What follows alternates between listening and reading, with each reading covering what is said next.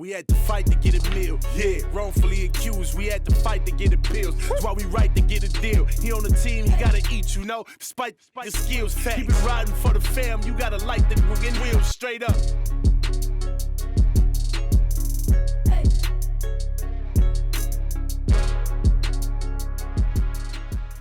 How many years did you play in the NBA? 16. Damn, that kind of debunked where I wanted to go. That's a phenomenal career. Why JR ain't in the league anymore? Once you get 10 plus years and you have that outlier mentality, they understand that the young guys coming in, they're gonna listen to you before they listen to assistant coaches. Yeah, high-paid assistant So they gotta get rid of those guys that are gonna challenge that culture. Right. They don't want that, right? They want it to be uniform. Right. So when I see guys like that, like you, I'm envious because he lived in his true skin, through and through. Right. Right? He was indifferent He was through and through. Yeah. But you know what? I lived in my true skin because I was a team guy. Like, believe it or not, I played football growing up. I played baseball growing up. I played basketball. I played all these sports. So I was nurtured into you can't do it without them. What you trying to accomplish with this move you making right now, this transition that you're in?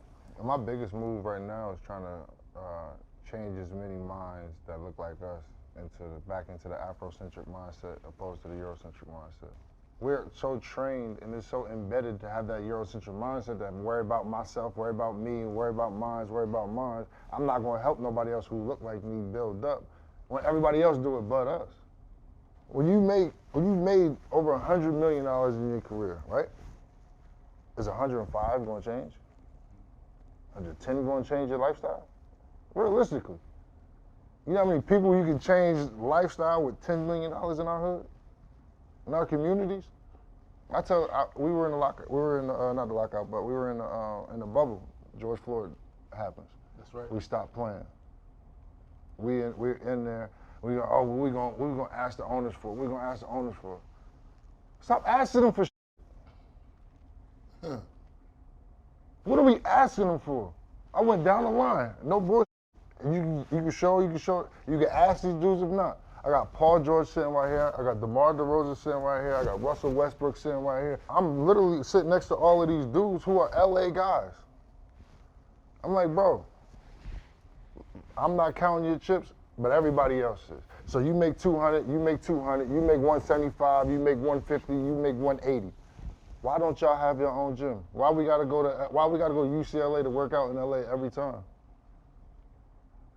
You got your own, y'all all come from the exact same community. You want to inspire kids that look like you. All it takes is 5 of us. 5. 250, 250, 250, 250, 250. What bank gonna turn us down? We about to build this whole shit out for our community. We're gonna build gyms, rec centers, start leagues and all of that. Who's gonna stop us? We got the money. We don't have the mindset. Our mindset, we'd rather go throw $60,000 in the club, in the strip club. Go throw $60,000 than go feed 2,500 people in the hood. Think about it. I've done it. I can't sit here and be like, oh man, I'm a hypocrite. I've done this myself. I've thrown money in the club, literally, blindlessly, aimlessly, drunk, at a ball. And now I sit back like I'm a stupid ass. I could have fed my whole community 10 times over with the money. I was just late on the bus. Right. Because I'm so wrapped into me. I got that Eurocentric mindset. I need this designer jacket. I need these jeans. I need this book bag. I need to be looking like this because the vets got this. I'm pushing this car. I'm doing. Why? Who am I impressing? I'm not even fulfilled with me. When did that click for you? It clicked for me probably the year after we won the chip. The year after we won the chip, I felt like I had everything, and I still wasn't whole with me because I knew there was something missing. And I couldn't, and for a long time I went through bad depression with it because I couldn't figure out what it was. Like I've always had this mission because my parents instilled in me to help my community, help my people, help people around me, help people who look like me. It was always about the kids when I was growing up with my pops. It was always about the kids, and I always wanted to do something like that, but I couldn't. I was tired of putting my name on it. and not being on the forefronts of it. You know what I'm saying? Like I'm tired of being a person to talk about it and not being a person walking that. Because I can't tell you to help out with this and this and that if I'm not doing it. You know what I'm saying? And I felt I'm putting people, young brothers who look like me, in a worse situation. Because they looking up to you. They look up to me. So when they think, oh, this is cool, this is what they saying he did this and that, he did this, he threw soup on the coach or whatever, they think that is cool. Look at what we glorify. Strip club, getting high, setting people up, killing people. Like, look at what we glorify. And they put millions and millions of dollars into this. Record labels put billions of dollars into this and sell. And we still get raped off of entertainment. This is the why behind your movement right now? 100%. But for me, ever since like I was a kid, I've always had this mission of like helping. Cause my grandfather did construction, my pops did construction, all my uncles, they all worked together. So I got used to being able to see community. Like I grew up, people don't even know this about me. I'm not from the hood. When I tell you from middle school to 8th grade, I went to school all white people. 20 minutes away was the hood. So all my cousins, all my family members, everybody else lived in the hood. So after school, every day, I used to go to the hood, play ball, football, all that. Come back, go to school the next day, do the same all over again. Right. So my competitive edge already grew because I'm playing against motherfuckers who look like me and who really want to beat my ass. So I got to prove myself to y'all. You might be fighting on the court. No, ain't no might. You definitely fighting. Then I got to go to the other side and go with the white boys who don't with me because I'm black, and I gotta prove myself to y'all. So I'm fighting literally every day. I'm getting called, I'm getting all of this as a young boy. So I already know where it was at. And my pops and my grandfather always told me, man, these tongue. Like you gonna learn, whatever. And I'm like, all right, cool, whatever. But now I'm into this mindset, and thankfully I still got my pops around in my life. He like, all right, cool, you got it now. Like you see the vision of what I wanted for you I wanted it earlier, but you see it now, that makes it all much sweeter. So I feel good about that. I'm just gonna say a few words, and I want you to respond to it. First thing that comes up. HBCU. Black excellence. I grew up in a pretty much, all white school system. And I never felt like I was supposed to be there. When I step on campus or stepping foot on an HBCU, I feel like I'm supposed to be there. I feel like I'm getting something that I would never get anywhere else. Right. They're not gonna lie to me. They're not gonna tell me it was peaches and creams. This was, we were indentured servants. No, we were slaves. Like this is how it happened. This is how cruel it was. I don't need the watered down version. None of that. Like I feel like I'm getting everything I'm supposed to get from the root, and that's how nurturing comes from. Your parents and the people who love you, care about you the most, they're gonna tell you everything that's best for you within the community. Right. Okay. So, what's the one thing you want to see change before you transition out of college? Like this is my first time going to school and everything else. Toronto, Kentucky, and I got a bunch of dudes, Duke, Carolinas, all that. I'm like, yo, bro, why are you giving this school $50,000, $100,000, $200,000? For one, you in school for 6 months. Most of y'all is one and dones. You made the school umpteenth millions and millions over again. Every time you pull up to the school, they got construction going on. They stopping. That $50,000 you about to give them, that's not changing nothing.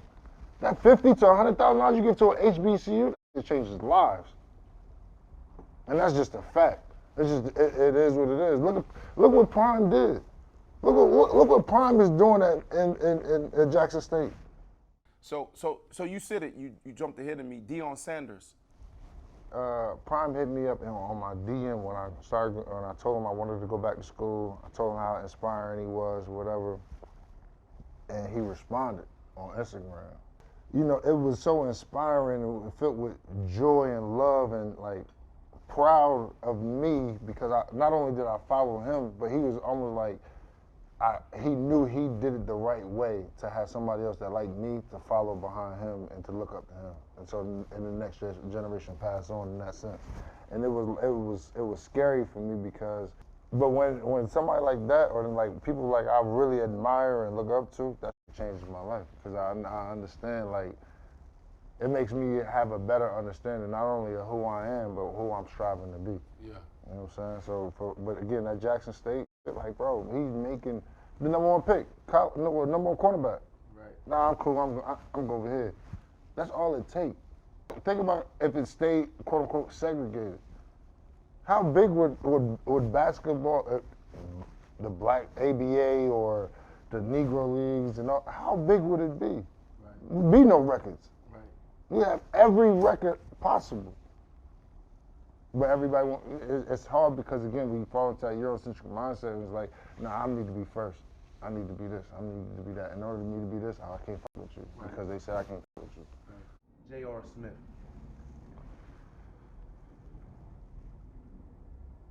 Going to school, I'll tell you my vision, my goal. So my goal, my vision, when I go to school, I'm in classes, I take my liberal studies, my history classes and all this. And I really look at my legacy and my history as who I am as a person. Who I played, how many years I played, championships I won. They always say, oh, 2-time championship, you can drop that. I don't even give a about that. But when when the smoke and dust all settled, that don't mean nothing. We play a sport for a living that they pay us we way overpaid for. I hate to say it. Like, I love my brothers and I want y'all to get as much money as you can, 100%. But doctors, teachers, we more important than them. We more important to the people who teach your 3-4-year-old daughter. Can't tell me that. They spend more time with your kids than you spend with thinking about the game. My drive is that really, when they go back in the history books and when I'm gone 50, 60, 70 years after when I'm gone, really dissect who I am, where I come from, and what I stood for. Because at the end of the day, that's all that's gonna matter. We still represent Dr. Martin Luther King because of what he stood for. He ain't shoot no basketball. He was a doctor. He ain't doing no surgery. The legacy he left behind for all of us to benefit off of, that's my goal. I want to leave a legacy to my whole culture to benefit off of and not put us even further down the foxhole. My legacy will never be, oh, Henny God and all that. Hell no, not if I got anything to do with it. Not for my people. Right. I'm never gonna stop growing, bro. You can't put a cap on what it looks like for me because you're not me. Just because that cap is what the ceiling that you reached and you think that's as far as you can go, don't put that on me. Because I got way more in the tank than that. It's way more to life than just hoop, bro. You building, like you a legacy in your own. As whether you like it or not, from the day you decided I want to be a professional athlete, football, basketball, you are already set up to people who gonna want to be like you, who look like you. And you got a responsibility to those people. You gotta, like, we all have a responsibility to one another. When I say, that's why when I talk, not only is it group economics, it's literally group help within one another.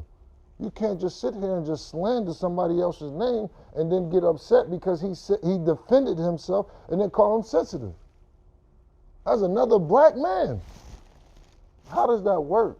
When we talk about where do we go from here, that's a start. We gotta look out for one another more than just trying to quote unquote do the status quo or what's good enough or what's cool. Like, that's not enough.